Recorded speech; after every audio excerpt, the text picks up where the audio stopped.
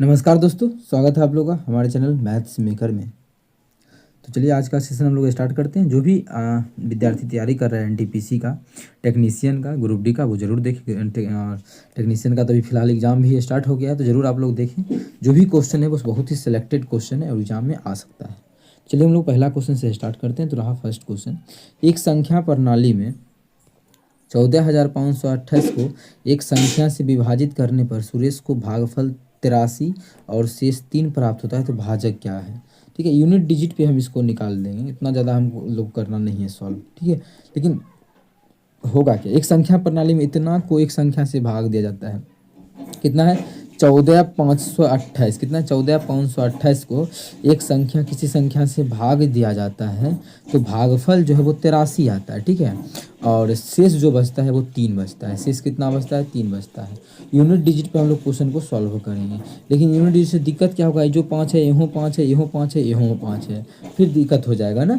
सभी का सभी ऑप्शन होगा, तो हम लोग फिर डिजिटल सम लगा के भी क्वेश्चन को सॉल्व कर लेंगे। दूसरा क्या तरीका, डिजिटल सम भी लगाएंगे। पहले ये देखिए, इसको क्या लिख सकते हैं, क्या होता है बीच वाला हमारा, तो बीच वाला जो निकाल भाग को चेक करने का तरीका क्या होता है कि इस दोनों को गुना कर लेते हैं। मानिए यहाँ पे क्या है, x है, तो x को कर लेंगे कितना 83 से गुना, 83 से गुना, और इसमें 3 जोड़ देंगे तो हमारा ये आ जाएगा। यहाँ से देखिए आसान हो सकता है, वो क्या 83, 3 इधर प्लस में है, जब 3 को हम इधर लाएंगे बराबर किस पार, तो क्या हो जाएगा, 3 बराबर किस पार आएगा, तो -3 हो जाएगा। ठीक है, ये क्या हो जाएगा -3। जब -3 कर देंगे तो कितना हो जाएगा, ये डायरेक्ट हमारा यहाँ पे 5 बच जाएगा। कितना बच जाएगा, 5 बचेगा, 5 बच गया। अब देखिए 83 इधर गुना में है, तो बराबर किस पर आएगा, तो नीचे में हो जाएगा क्या, बिल्कुल हो जाएगा। यहाँ से हम डिजिटल सम लगा के निकाल लेंगे, तो आंसर आके तैयार होगा। नीचे में कितना आ गया, 8 3 1। डिजिटल सम लगाने नहीं आता है तब सीखिएगा। फिर ये देख लेते हैं सबका डिजिटल सम कितना सेम भी है किसी का, 6 5 11 11 1 12, 12 का डिजिटल सम 9 से भाग करेंगे 3 आ जाएगा। ठीक है, 7 5 12 1 13, इसका 4 है, इसका है 5, और इसका डिजिटल सम कितना है, इसका 6 है। सबका अलग अलग बिल्कुल डिजिटल सम लगा सकते हैं। तो ऊपर में कितना है, 5 5 10 2 12, 12 4 16 1 17, 17 मतलब ऊपर में है 8 डिजिटल सम। ठीक है, कितना है, 8 है। और नीचे में जो डिजिटल सम कितना है, 8 3 11, कितना है 11 का मतलब 2 है। तो बात तो बना नहीं, मतलब नीचे में जो हमें 1 होना चाहिए डिजिटल सम, नीचे में कितना होना चाहिए, 1 होना चाहिए। और नीचे में 1 होने के लिए इसमें क्या करना पड़ेगा, अगर हम 2 से गुना करेंगे, 2 से ऊपर नीचे तो नहीं होगा, 3 से करेंगे तो 3 दूना 6, 7 से करेंगे नहीं, 4 से करेंगे तो 4 दूना 8, डिजिटल सम नहीं आएगा। 5 से करेंगे तो 5 दूना 10, यहाँ भी 5 से कर दिए गुना और यहाँ भी कर दिए 5 से गुना, तो कितना हो जाएगा, ये ऊपर में करेंगे तो 8 5 कितना हो जाएगा, ऊपर में जब करेंगे गुना तो 8 5 40 हो जाएगा। नीचे में कितना हो गया, 10, 10 का मतलब डिजिटल सम 1, ऊपर में 40, नीचे में 1। अच्छा, 40 का डिजिटल सम कितना हो जाएगा, 4 हो जाएगा। तो 4 किसका डिजिटल सम है, तो 4 हमारा एक ही ऑप्शन है, ऑप्शन डी, इसी का डिजिटल सम 4 है, तो यही मेरा आंसर हो जाएगा। कितना, 175। तो इस प्रकार से डिजिटल सम लगा के भी क्वेश्चन को बना सकते हैं। ठीक है, आप लोग कहीं भी दिक्कत हो किसी भी प्रकार का किसी भी क्वेश्चन में कमेंट करके पूछ सकते हैं। ठीक है, चलिए अगला क्वेश्चन पे चलते हैं। क्वेश्चन नंबर 2 देखिएगा। क्वेश्चन नंबर 2 हमारा क्या है, 3 संख्याएं दी गई है जिसमें से दूसरी संख्या पहली संख्या की 3 गुनी है और तीसरी संख्या की 2 गुनी है। ठीक है, 3 को संख्या दिया गया है, इसी में हमें क्या करना है, क्या है कि 3 संख्याएं दी गई है जिनमें से दूसरी संख्या पहली संख्या, तो एक संख्या ये पहला है, ये दूसरी संख्या है, और ये जो है ये तीसरी संख्या है। ठीक है, तीसरी संख्या है। आगे बोला है जिसमें दूसरी संख्या पहली संख्या की 3 गुनी है, पहली की 3 गुनी है दूसरी, पहले की 3 गुनी है दूसरी, मतलब ये अगर 1 है तो अगर 3 गुना है ये 3 है, ये क्वेश्चन में बोला गया। तथा दूसरी की 2 गुनी है, दूसरी की जो है 2 गुनी है, कौन, दूसरी संख्या पहली की तो 3 गुनी थी, ये जो दूसरी संख्या के बारे में बोला है, दूसरी संख्या जो है, ठीक है। तो देखिए इस पे मेन यहाँ पर ना बच्चा है फंसता यहीं पर है, तो हम यहाँ पे 3 4 बार इसको हाईलाइट करके समझाते हैं कि क्या बोला क्या जा रहा है।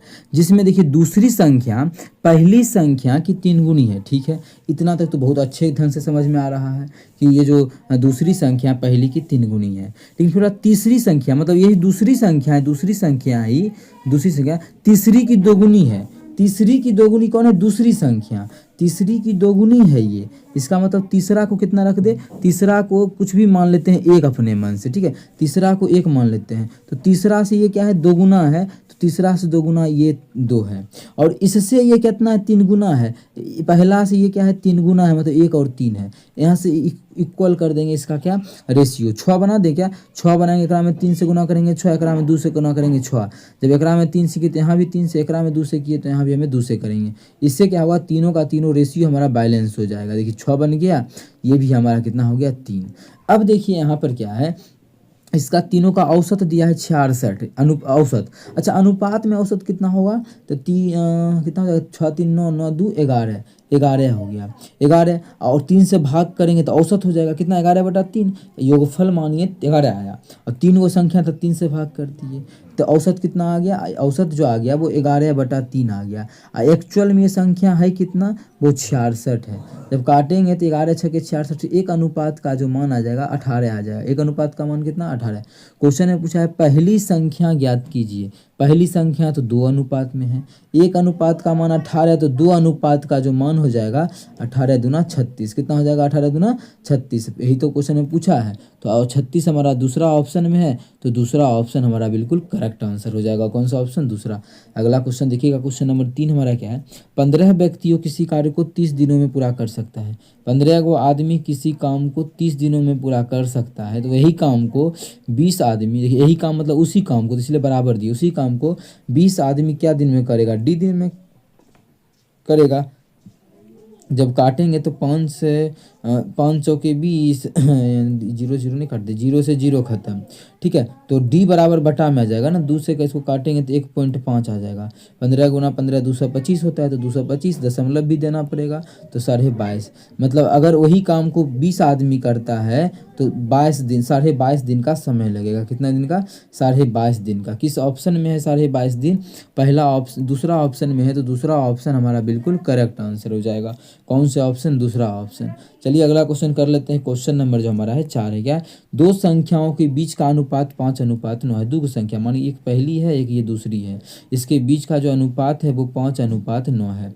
आगे बोला है यदि दोनों संख्याओं में 6 जोड़ा जाता है, यदि हम दोनों संख्या में 6 जोड़ देते हैं, इसमें भी 6 जोड़ देते हैं और इस संख्या में भी 6 जोड़ देते हैं, तो उनके बीच का जो अनुपात है 2:3 होता है। कितना हो जाता है, 2:3 हो जाता है। तो पूछा है वो मूल संख्या क्या है। पहला अगर नहीं भी ज्ञात करते हैं तो एक चीज़ में ये समझ में आना चाहिए कि जो भी संख्या होगा 5 अनुपात है। मूल संख्या पूछा है, मूल तो संख्या 5:9 के अनुपात में है, तो 5:9 ये ऑप्शन भी है, ये भी है, सब चारों का चारों जो ऑप्शन है वो 5:9 के अनुपात में है। ऑप्शन के थ्रू भी क्वेश्चन को सॉल्व कर सकते हैं। कैसे, देखिए ये जो तरीका है ये भी सॉल्व करेंगे, पहले ऑप्शन के थ्रू ही कर लेते हैं। देखिए तो 5:9 के अनुपात में सब है, और जब 6 जोड़ेंगे तो 2:3 बनना चाहिए। जब कब 6 जोड़ने के बाद दोनों में, एकरा में 6 जोड़ेंगे तो 31 बन जाएगा, एकरा में 6 जोड़ेंगे 51, कभी बनेगा 2:3 नहीं, तो ये गलत हो गया। ये हमारा क्या हो गया, यहीं पे गलत हो गया। हम लेके देखते हैं इसमें 6 जोड़ेंगे तो 21 हो जाएगा, इसमें 6 जोड़ेंगे तो 33 हो जाएगा। कितना, 33। ये काटेंगे 3 से 3 7 21, 11 7:11 होना कितना चाहिए, 2:3। इससे भी नहीं मिला, मतलब ये भी ऑप्शन क्या हो गया मेरा, फटाक से कर देंगे गलत। इसमें चेक करेंगे, जोड़ेंगे 6 हो जाएगा 16, इसमें जोड़ेंगे तो हो जाएगा 24। 8 दूना 16, 8 तिया 24, कितना आ गया, 2:3। देखिए तो आ गया ना, बिल्कुल हमारा 2:3 आ गया। तो कौन से ऑप्शन मैच कर रहा है, ऑप्शन बी मैच किया, तो ऑप्शन जो हमारा है बी बिल्कुल करेक्ट आंसर हो जाएगा। कौन सा ऑप्शन, ऑप्शन बी। उम्मीद करते हैं दोस्तों समझ में आ गया होगा। कहीं भी किसी प्रकार का कोई भी दिक्कत हो कमेंट करके पूछ सकते हैं। अगर इस तरीका से कोई विद्यार्थी अगर करना चाहता है सॉल्व, तो देखिए ये भी तरीका हम यहाँ पे समझाने का प्रयास करते हैं, बहुत आसान तरीका है। अच्छा देखा जाए तो सेम बढ़ा, ये भी 6 बढ़ा है, ये भी 6 बढ़ा है, दोनों में सेम का वृद्धि हुआ है। क्या अनुपात में भी सेम बढ़ना चाहिए, अनुपात में घट ही गया है, तो इसको इक्वल करते हैं। तो इक्वल करने का क्या तरीका है कि रेशियो, इस दोनों के रेशियो के बीच का कितना अंतर है, 1 का अंतर है, तो एक हम दोनों में 1 से गुना करेंगे, तो 1 से गुना करेंगे तो कोई इफेक्ट ही नहीं पड़ेगा। और इस दोनों के बीच कितना का अंतर है, 4 का अंतर है, तो एक में भी 4 से कर देंगे, एक में भी 4 से करेंगे, ये हो जाएगा हमारा 8, ये हो जाएगा 12। अब देखिए सेम होगा, ये भी, इसकी भी कितना बढ़ गया है 3 अनुपात में, ये भी कितना बढ़ गया है 3 अनुपात में। एक्चुअल में तो दोनों बढ़ गया है 3 अनुपात में, कितना 3 अनुपात में। और एक्चुअल में कितना बढ़ा है, 6 बढ़ा है। तो 1 अनुपात का मान कितना आ जाएगा, 2। 1 अनुपात का मान 2, क्वेश्चन में पूछा है संख्या, तो संख्या कितना था, 9 अनुपात में। 1 अनुपात का मान 2, तो 9 अनुपात का मान 18। 1 अनुपात का मान 2, तो 5 अनुपात का मान 10, मतलब एगो संख्या 10, दूसरा संख्या 18। 10 और 18 इस क्वेश्चन का बिल्कुल करेक्ट आंसर हो जाएगा। जो तरीका सही लगे उस तरीका से आप लोग बना सकते हैं। चलिए अगला क्वेश्चन करते हैं। क्वेश्चन नंबर जो हमारा है, क्वेश्चन नंबर 5 है। क्या है क्वेश्चन नंबर 5? सुहास किसी यात्रा में 5/12 भाग को रेलगाड़ी द्वारा तय करता है, फिर यात्रा में 1/3 भाग को बस द्वारा तय करता है। इसके बाद वह शेष 36 किलोमीटर की दूरी साइकिल से तय करता है। तो सुहासा कुल कितनी यात्रा करता है, कुल कितनी दूरी यात्रा किया, यही पूछ रहा है। सबसे आसान कि बटा में एक भी मेरा मान नहीं आए, उस चीज़ को ध्यान में रखते हुए मानना एक ऐसा नंबर है जो कि पूरा बटा में पॉइंट में मान नहीं आए, एकदम आसान तरीका से सॉल्व हो जाए। तो मान तो कुछ भी सकते हैं, पॉइंट में भी आंसर आएगा तो कोई दिक्कत नहीं है, सॉल्व हो जाएगा, लेकिन बस एक टाइम बर्बाद होगा। टाइम को बचाने के लिए ऐसा क्या मान है कि पॉइंट में आंसर नहीं आवे। तो देखिए, जैसे शेष तो लास्ट में बताएं 36, लेकिन यहाँ पे पहले क्वेश्चन में जो बोला है, यहाँ पे देखिएगा नीचा में कितना है, यहाँ पे 5 है, यहाँ पे नीचे में कितना है, 3 है। दोनों का एलसीएम ले लेते हैं तो कितना हो जाएगा, अपने मन दोनों का एलसीएम ले लेंगे तो हो जाएगा 24 ने 12 ही रह जाएगा। तो 12 ही मान लीजिए, या नहीं तो जो मन करे वो नंबर 12 का मल्टीपल मान सकते हैं। तो सबसे आसान 12 ही है, तो 12 मान लेते हैं। तो 5/12 भाग रेलगाड़ी से तय किया, कितना, 5/12। कुल कितना दूरी था, 24 किलोमीटर। हम लोग मान लिए 24 किलोमीटर, तो उसका 5/12 रेल से तय किया। रेल से कितना तय किया, इसका 5/12। जब 5/12 मतलब कितना तय किया, जब काटेंगे तो 12 दूना 24, 12 दूना 24, 5 दूना 10 रेलगाड़ी से तय कर लिया। जब 10 किलोमीटर रेलगाड़ी से तय कर लिया, कितना 24 था, 10 किलोमीटर रेलगाड़ी से तय कर लिया, तो बचा कितना उसके पास, 14 किलोमीटर। ठीक है, आ गया कितना, शेष जो बच गया वो 14। अब बोला है शेष जितना भी बचा, फिर यात्रा के 1/3 भाग को बस के द्वारा, शेष नहीं बोला है, मेन इस यही बात है, इसमें शेष नहीं बोला, इसलिए शेष निकालेंगे नहीं। तो 10 किलोमीटर तो चल गया। अब फिर यात्रा के 1/3 भाग, कुल यात्रा कितना था, 24 का 1/3 भाग मतलब कितना, 3 8 24, 8 किलोमीटर। तो किसी से बस से तय किया, तो बस से कितना तय किया, 8 किलोमीटर। अब जो उसका शेष बच गया वो 38 किलोमीटर बच गया, कितना बच गया, 38। अब देखिए कुल तय कितना कर लिया है, जो 10 8 18 किलोमीटर तय कर लिया है, कितना, 18। कुल हम लोग माने कितना थे, 24 में 18 तय कर लिया, तो शेष कितना बचा है, 6। लेकिन एक्चुअल में 6 नहीं बचा है, किताब में बोला है 36, क्वेश्चन में बोला है 36 बचा है। तो हम लोग तो जो माने उसके अकॉर्डिंग 6 ही बचना चाहिए, लेकिन 6 नहीं, 36 एक्चुअल में है। तो एक्चुअल में हम लोग से कितना गुना है, 6 गुना है, तो सब चीज़ 6 गुना होगा। क्वेश्चन बोला है सुहास कितनी यात्रा करता है, सुहास जो है कुल कितनी यात्रा करता है। कुल तो वो 24 किलोमीटर हम माने थे, लेकिन एक्चुअल में क्या है, 1 अनुपात का मान 6 गुना है। तो एक्चुअल में ये भी क्या होगा, 6 गुना हो जाएगा। जब गुना करेंगे 6 चौक 24 के 4 बाकी 2, 6 दूना 12, 2 14। तो कुल जो यात्रा है वो 144 किलोमीटर का, कितना है, 144 किलोमीटर का, जो कि हमारा ऑप्शन बी में है। तो ऑप्शन बी हमारा बिल्कुल करेक्ट आंसर हो जाएगा। अगला क्वेश्चन की बात करें तो क्वेश्चन नंबर 6 देखिएगा। क्वेश्चन नंबर हमारा 6 क्या है, आसान है।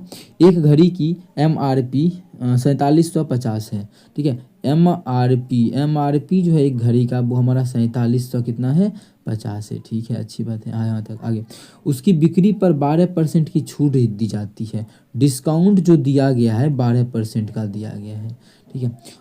यदि दुकानदार ने उस घड़ी को 3850 रुपये में खरीदा, ये जो दुकानदार खरीदा है, या SP बोल सकते हैं, या फिर दुकानदार खरीदा है तो दुकानदार का बोल सकते हैं CP, या इस आदमी का बोल सकते हैं SP, ठीक है। तो दुकान एक घड़ी पे MRP इतना है, तो उसकी बिक्री पर 12% की जाती है दुकानदार ने, तो दुकानदार का हम बोल सकते हैं, दुकानदार का तो CP है, लेकिन इस आदमी का है, ये जो है SP है, कितना है वो 3850 है, कितना है 3850 है। तो उसका लाभ प्रतिशत कितना होगा, हमें लाभ प्रतिशत बताना है, ठीक है, लाभ प्रतिशत बताना है। तो चलिए क्वेश्चन को हम कर लेते हैं यहाँ से सॉल्व, किस प्रकार से निकलेगा। तो लिखा हुआ इतना है, कितना है 4750, और छूट कितना का मिल रहा है, 12% का। इसकी बिक्री पर 12% की छूट दी जाती है। इसका मतलब है कि बेचा कितना में जा रहा है, खरीदा है कितना में, करे मूल ही मान लीजिए, क्रय मूल्य इसको मानेंगे। क्यों? क्योंकि लाभ पूछ दिया है ना, तो ये क्रय मूल्य ही रहेगा, क्योंकि विक्रय मूल्य हम लोग वहाँ से निकालेंगे। कितना में वो खरीदा है? 3850 में, तो कितना का लाभ होगा ये पूछ रहा है। 4750 का चीज़ है, अब इस पर 12% का छूट दिया गया है, तो 3750 का 12% कितना, इतना का 12% कितना होता है, तो देख लेते हैं यहाँ से निकाल के इसका 12% काटेंगे तो 1 जीरो से 1 जीरो, 5 से काटेंगे तो 5 दूना 10, इसको काटेंगे तो 5 नामा 45, 5 पचे 25 है, 2 से काटेंगे तो 6, कितना आ जाएगा? 6 पचे 30 के जीरो, बाकी 3, 9 9 छः के 54, 3 57, मतलब इतना रुपये का क्या हो रहा है, ये छूट दे रहा है। अब कोई चीज़ जो है 4750 का है, कितना? 4750 का, कितना का छूट दे रहा है, तो बेचेगा कितना में? तो बेचेगा 4750 का तो चीज़ था, इस पे 570 का छूट दे दिया, 570 ही आएगा ना, इसको जब गुना करेंगे तो बिल्कुल 570 ही आएगा। छूट दे दिया तो कितना में बेचेगा, यहाँ से घटा के निकालेंगे तो जीरो हो जाएगा, 15 में से 7 गया तो यहाँ 8 हो जाएगा, ये बच गया 6 में से 5 गया तो 1, और ये हो जाएगा 4, 4180। अब 4180 का चीज़ है और ये खरीद रहा है कितना में? 3850 में, तो कितना का लाभ हो रहा है? तो 4180 है ना, तो 30 रुपया इधर हो गया, तो हो गया 4150, 3850, 38 39 40 41 330 रुपया का, 330 ही होगा ना, 5 3 8 8 8 3 100 330 रुपया का। और हमेशा लाभ प्रतिशत बोला है कि नहीं बोला है, सिर्फ यही बोला है कि उसका लाभ कितना होगा, तो उसका जो लाभ होगा वो 330 का होगा। कितना का लाभ होगा उसका? 330 का, तो ये तो मेरा आंसर हो जाएगा। तो ऑप्शन डी। अगर लाभ प्रतिशत बोलता तो क्या करते? क्रय मूल्य से भाग करके 100 से गुना करते तो लाभ प्रतिशत निकल जाता। चलिए अगला क्वेश्चन कर लेते हैं। क्वेश्चन नंबर हमारा है 7 नंबर। क्या है? एक वस्तु की कीमत 25% घट जाती है। ठीक है, एक वस्तु का कीमत अगर 100 है, 25% घट के हो गया 75। ठीक है, मूल कीमत को बनाए रखने के लिए नई कीमत को कितना बढ़ाना होगा? अब हम चाहते इतना तो हम घटा दिए, लेकिन इसको काट के भी ले सकते हैं। ये कितना? 25 चौक 25 चौक 125 दिया 75, ये भी ठीक है। अब बोलता है इतना तो पहले 4 था, अब कर दिए हैं 3, लेकिन अब क्या चाहता है? मूल कीमत रहे, मतलब 4 रहे तो नए का जो कीमत, नए का कीमत कितना? 3 हो गया है ना, तो 3 को 4 बनाने के लिए कितना का बढ़ोतरी करना पड़ेगा? 1 का बढ़ोतरी करना पड़ेगा। किस पर? 3 पर, क्योंकि अब तो 3 हो गया है नए का मूल्य। परसेंटेज निकालना है तो 100 से गुना कर देंगे। 100/3% का वृद्धि करेंगे, तब जो है नया, मतलब जो स्टार्टिंग में कीमत था, शुरू में मूल कीमत, वो हो जाएगा। नई कीमत में हमें इतना का क्या करना पड़ेगा? वृद्धि करना पड़ेगा। कितना का? 100/3 का। तो ऑप्शन हमारा डी बिल्कुल करेक्ट आंसर हो जाएगा। कौन सा ऑप्शन? Option D. चलिए अगला क्वेश्चन हम अपना कर लेते हैं। क्वेश्चन नंबर 8 देखिएगा। क्वेश्चन नंबर 8 क्या है? निम्नलिखित को हल कीजिए। इसको हल करना है। ये क्या है? अब बढ़ते बढ़ते यहाँ तक गया हुआ है। सबसे पहले इसको जब घटाएंगे तो कितना आ जाएगा? ये जब इसको घटाएंगे तो हमारा आ जाएगा ये 4 में से गया 3/4, ये जो हमारा घट हो जाएगा 3/4 हो गया, गुना ये हो गया 4 में से 2 गया तो कितना हो जाएगा? 4 में से 2 गया तो हो जाएगा 2/4, गुना ये कितना हो जाएगा? भरते भरते यहाँ पे जो दिया उसी लिखते हैं 4। ठीक है, 1 लिखा, 2 लिखा, फिर 3 लिखा होगा, इसी प्रकार से। ठीक है, 3 में एक टर्म और लिख लेते हैं। अगला जो टर्म होगा वो 1 - 3/4, तो कितना आ जाएगा? 4 में से 3 गया, 4 में से 3 गया तो 1/4 गुना। ठीक है, 1/4 गुना। फिर इसका अगला तनिए वही है, हम पूरा भी लिख सकते हैं 1/4। फिर इसके अगला क्या होगा? 3/4 ले लिया, अब कितना हो जाएगा? 1 - 4/4, तो 1 - 4/4 मतलब 1 माइनस कितना हो जाएगा? 0। 1 में से 0 गया, कितना? 0। फिर आगे, फिर लास्ट तक लिखेंगे, लेकिन बीच में ही 0 आ गया, इसका मतलब है कुछ भी रहे ये पूरा अब हमारा कितना हो जाएगा? 0, क्योंकि एक टर्म हमारा बीच में 0 आ गया। तो ऑप्शन बी हमारा बिल्कुल करेक्ट आंसर हो जाएगा। कौन सा ऑप्शन? ऑप्शन बी, क्योंकि 2/4 है, 3/4, फिर 4/4, जब 1 - 4/4 करेंगे तो ये 0 हो जाएगा। कितना? 0। और 0 में इस पूरा से गुना करेंगे तो पूरा का पूरा क्या हो जाएगा? 0 हो जाएगा। तो ऑप्शन हमारा दूसरा बिल्कुल करेक्ट आंसर हो जाएगा। अगला हमारा 9 नंबर है। देखिएगा क्या है? 2400 का ऋण अवधि की समाप्ति पर 3264 रुपया देकर चुकाया जाता है। ठीक है, वर्षों की अवधि और ब्याज की दर अंकित रूप के बराबर है। रेट क्या है? बराबर है किसके? समय के। तो पूछ रहा है साधारण ब्याज का दर, दर पूछे चाहे समय पूछे बराबर ही है दोनों, तो माना आएगा सेम। अब पी कितना दिया है, तो पी दिया है 2400। जब पी दिया है 2400 रुपया और अमाउंट जो दिया हुआ है वो 3264 दिया है, जब यहाँ से घटाएंगे तो साधारण ब्याज निकलेगा, वो कितना निकल जाएगा घटा देते हैं।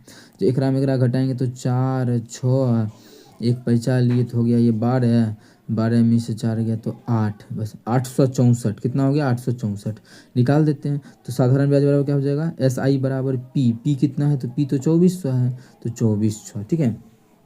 पी गुना टी, टी कितना है नहीं जानते हैं, टी गुना आर, दोनों तो बराबर ही है, पी गुना टी गुना आर बटा 100। यहाँ से जब काटेंगे तो 2 जीरो से 2 जीरो कट जाएगा, 6 से काटेंगे तो 6 चौके 24, इसको 6 से काटेंगे तो 8 6 14 4 18 बिल्कुल हमारा कट जाएगा। छक्का 6 2 और 6 6 चौके 24 6 चौके 24, 4 से काटेंगे तो आ जाएगा हमारा 12, 4 से काटेंगे तो 4 दूना 8, 4 तिया ही 12, कितना आ जाएगा 4 तिया 12, 2 4 छके 24, ठीक है। तो आर गुना आर कितना हो गया आर स्क्वायर, उधर कितना बच गया 36, मतलब आर स्क्वायर का मान 36, तो आर कितना आ गया 6 आ गया, मतलब रेट जो है वो कितना है 6% है। कितना हमसे क्वेश्चन में रेट ही पूछा है जो कि हमारा 6% होगा, जो कि ऑप्शन 1 में है, तो ऑप्शन 1 हमारा बिल्कुल करेक्ट आंसर हो जाएगा। कौन सा ऑप्शन, ऑप्शन 1। उम्मीद करते हैं दोस्तों समझ में आ गया होगा, कहीं भी किसी प्रकार का कोई भी दिक्कत हो कमेंट करके पूछ सकते हैं। अगला क्वेश्चन हमारा देखिएगा, क्वेश्चन 10 हमारा है, एक बर्तन में से लिए गए दूध के नमूने में 4% पानी है, पानी की मात्रा को घटाकर 2% करने के लिए बर्तन से लिए गए 8 लीटर मिश्रण में शुद्ध दूध की कितनी मात्रा मिलाई जानी चाहिए। अच्छा दूध मिलाने का बात हुआ है, पानी तो जब जितना पहले था उतना ही मिश्रण में अभी भी है,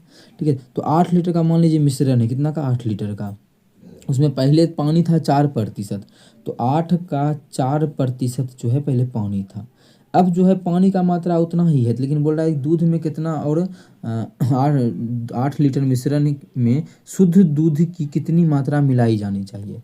तो 8 लीटर का मिश्रण है, तो मान लेते हैं इसमें शुद्ध दूध का x मिला दिया गया, तब जो इसमें पानी हो गया, जितना पहले था पानी तो उतना ही है, लेकिन दूध मिलाने के कारण परसेंटेज इसका क्या हो गया कम हो गया, तो 2/100 2% हो गया, पहले था 4%, अब हो गया 2%, ठीक है। पानी के कंपेयर में यहाँ से 100 से 100 खत्म, 2 से काटेंगे तो हमारा 2 हो जाएगा, जब गुना करेंगे तो 16 बराबर हो जाएगा हमारा 8 + x, कितना 8 + x, तो x बराबर जब निकालेंगे तो हमारा हो जाएगा 16 - 8, कितना 16 - x, तो x बराबर हो जाएगा 8। इसका मतलब 8 लीटर मिश्रण में जो है 8 लीटर अगर पानी मिला देते हैं शुद्ध दूध, तो उसमें दूध का जो पानी का जो मात्रा हो जाएगा वो हमारा 2% हो जाएगा। इसका मतलब ऑप्शन सी हमारा बिल्कुल करेक्ट हो जाएगा, 8 लीटर, ठीक है। इतना 8 लीटर इसका बिल्कुल करेक्ट आंसर हो जाएगा। उम्मीद करते हैं दोस्तों समझ में आ गया होगा, कहीं भी किसी प्रकार का कोई भी दिक्कत हो किसी भी क्वेश्चन में कमेंट करके पूछ सकते हैं, ठीक है। तो आज का यहीं पे हम समाप्त करते हैं, टोटल 10 क्वेश्चन का डेली हम लोग करते हैं, जो भी विद्यार्थी तैयारी कर रहा है सभी एग्जाम्स का, तो ज़रूर हमारे साथ जुड़े। और SSC GD का भी फरवरी में एग्जाम होने वाला है, तो उसका भी डेली हम लोग 10 क्वेश्चन का लेके आने वाले हैं मॉक टेस्ट की तरह, ठीक है। लोग ज़रूर लगाइएगा। चलिए मिलेंगे नेक्स्ट वीडियो में, थैंक यू।